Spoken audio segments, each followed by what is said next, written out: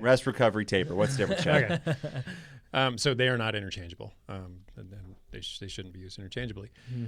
Taper is typically after you've done a bunch of training and you're looking for restoration so that you can achieve a certain level of freshness so that you're sharp for race day.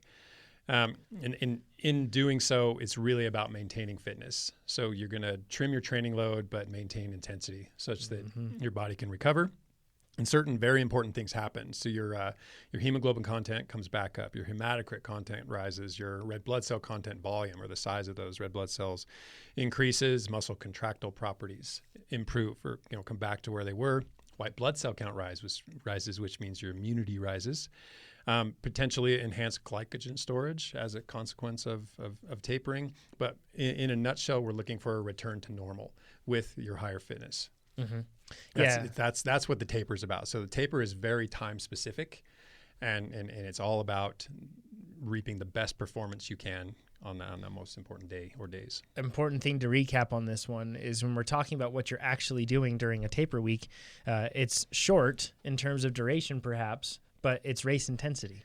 Yeah, the workouts are short, the recoveries are long, but the intensity is exactly what you need it to be, or exactly what you expect it to be. Not necessarily race intensity, but high intensity. Yeah. Because if you're an Ironman athlete or doing Leadville, we're not going to put you at a 6-hour pace. Yeah. Oh, yeah.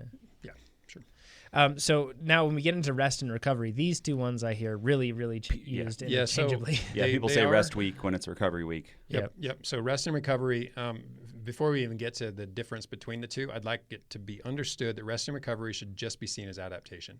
I think that when people call it a recovery week or a rest week, or they say I shortchanged my rest or recovery, or I'm taking my rest or recovery very seriously, they could just as well could use the term adaptation, and I almost wish they would, so they would place the importance on it that it actually merits. Rest and recovery are adaptation. This is when your body changes. So if you don't do this, your body doesn't change. It's constantly behind the eight ball, so to speak. So what is a rest week? Let's start with that one. When you talk about a rest week, it's typically full rest. And that's probably a better term to describe it. It's less ambiguous. Often enough, pretty much every training plan I develop, there's always a rest day. It's typically Monday. Shifted around to where you need it to be, but that's one complete day of rest where you're doing nothing, ideally. Giving your body a chance to basically do what we just talked about in the taper is reset, restore. It's a super cool feature on the calendar now in TrainerRoad. When you put a plan on there, you can move those days if you always know that your recovery day lands on a different one, or if, life happens and you're midweek and you need to change that around, you just click and drag it to move around. Super handy. Yep. And then typically it's just a single rest day a week, but in some cases there are extreme situations that merit more than one rest day. Like if you come off a big training camp, or like I went to Italy and did a big training block that was enormous, so I took several days off. Not the best several days. Just a couple days. So if you get to a point where you need more than a couple days. He takes his rest seriously, is what he's getting at. If you need more than a couple days off the bike, you actually require it. Rest months. You probably overdid it. Right. Exactly. Yeah, so that was a mistake. A series of mistakes day after day. And then recovery is just a reduced training load. So we see recovery weeks. Like you might have a recovery workout within the week, or you have a recovery week at the end of a 3 or 4 or 5 week loading block. And all we do is reduce the intensity and reduce the overall training load. So we'll probably try to keep people try to stay on the bike or run or swim as many times as they normally would, but they do it at a lower intensity level, probably completely omitting high intensity work for that period of time. So remember, rest, thinking like you're resting, doing nothing. Full rest, do nothing. I mean, we're not talking about literally do nothing, although if you have that luxury, it'd probably be pretty beneficial. But we're talking about no weight training, no yoga, no low intensity work on the bike. I mean, actual rest. Yeah, I fall in this trap, and I see other people do too. Even some days I'll leave early. I'm so tired. I got to go home and rest. And my wife's like, "Sweet, you have a free afternoon to come with me to go to Home Depot and Bed Bath & Beyond and everything." It's really not restful. Yeah, but on the recovery week too, you're like, "Oh, I can load my schedule up to do all these extra things," and you're kind of like, you have to live your life, and you can't just be like, "Oh, it is a recovery week, honey." Yeah. So I need to then sit on the couch all weekend long. But that's usually that's like the yard work week, or like all the things you have to do. And then it becomes, you come out of it and you're tired. So it's just a balance. You just have to think about that. I remember when I did my first Ironman, I had just met my wife, and they were laying pavers in the back with my father-in-law. This is before we were married. And we had to put in like at our house, like the pavers, and I told him it was like a week before. I'm not doing this. Like he wanted me to help. I'm like, nope. I'm trained so much for this Ironman. I am not laying pavers for like 3 days. So bad. The week of my race. Yeah. But it took a lot of courage for me to tell him that, Sure. because he's very much a guy. Do the work yourself. Yeah. But he likes me still, I think, so that's good. It worked out already. Let's go into Tim's question. It says, hey there, I've been using TrainerRoad for over a year now. Dropped over 30 pounds and gained about 90 watts in the process. So I have you to thank for helping me get there. That is huge. That's awesome. Way to go, Tim. I want to do that right now.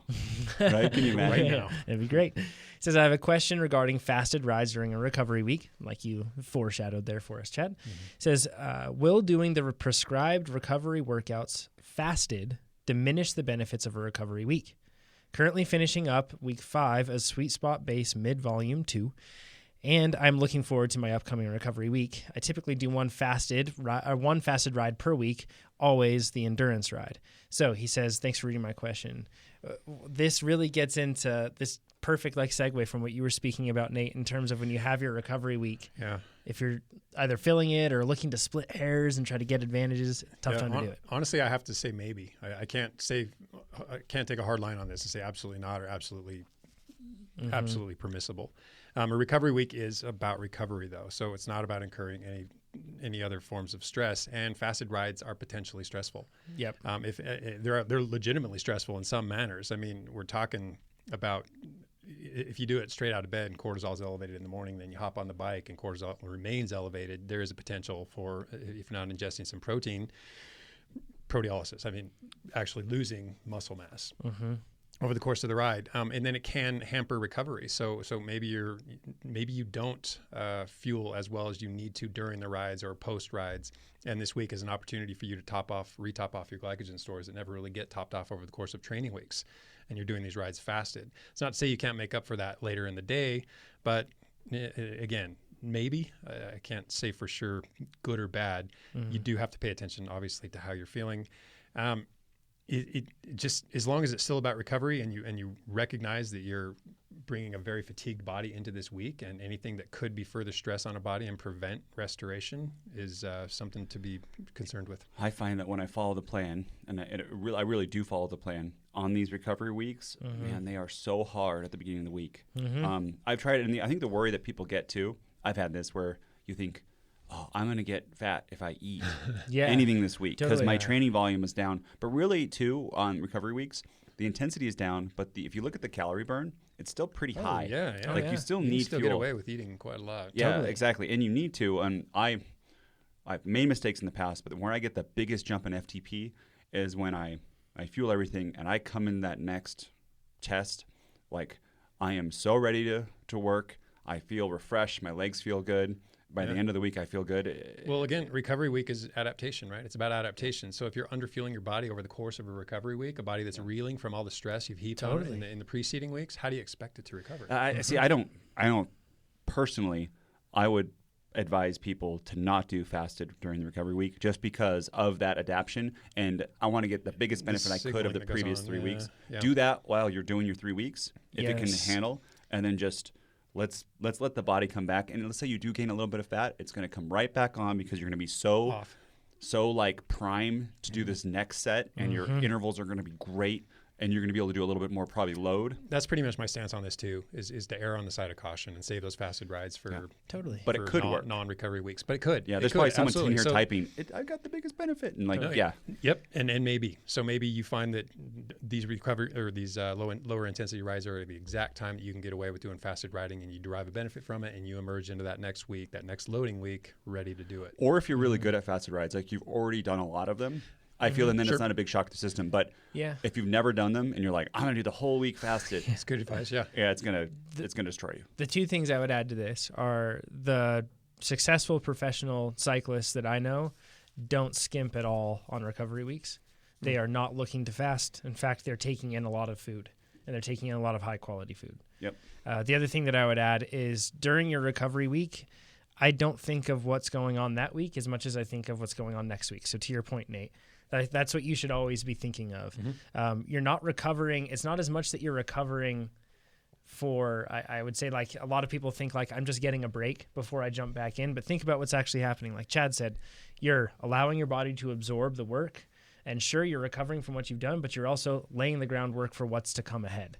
And that's a really important perspective shift that people could have that would, at that point, it kind of makes you go, oh yeah, I definitely don't want to be splitting hairs and marginal gains and trying to run the line thin during the recovery week. I'm trying to prepare for even more training, because it is going to be more training. So at that point, it shifts your perspective on the recovery week to, this is my prep week.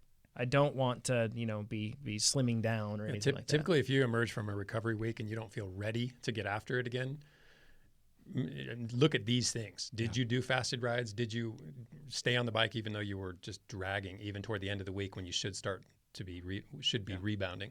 Yeah. So let's say you do have a 60-minute pedit on recovery week. Is it okay to end that early if it's a hard workout? Absolutely. Yeah. I mean, that recovery week is probably the most flexible week in your training. That's when you give your body the longest leash. Yeah, flexible downward. And not only is it is it okay, you should, right? Like if you're feeling, I've done that. If you feel awful, just end it. Yeah, err on the side of caution, especially during recovery weeks. Or that's what we're talking about here. But to your point earlier, when you start a recovery week, you're going to feel awful. So anything is going to be probably a little more taxing than it typically is. So I wouldn't be so quick to pull the plug on something that's an hour long. Maybe force yourself to get through it. But if the next day it's just as miserable, and the next day it's just as miserable, you got to recognize that trend. I think I did it last time on like, it was either Wednesday or I think it was Thursday. Thursday, it was like really hard to do the workout, and I was like, 30 minutes in, let's stop this. Yeah. Totally. Why go into the next week tired? Yeah. And there are a lot of things that influence how quickly you rebound too. So just because the last time you had a recovery week following the same loading cycle, the same 3-week loading cycle, you bounced back from it and you were ready to go at the end of that week, well, this could be different. So many factors come into play that you may not have experienced that last time.